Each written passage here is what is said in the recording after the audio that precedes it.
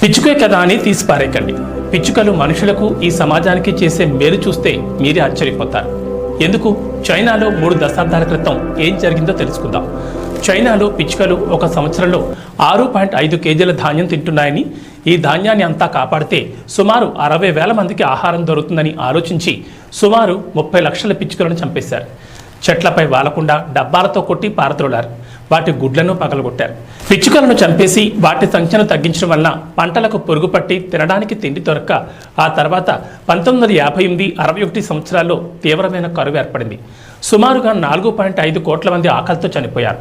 ఈ నష్టాన్ని భర్తీ చేయడానికి సోవియట్ యూనియన్ నుండి కొన్ని వేల పిచ్చుకలను దిగుమతి చేసుకున్నారు.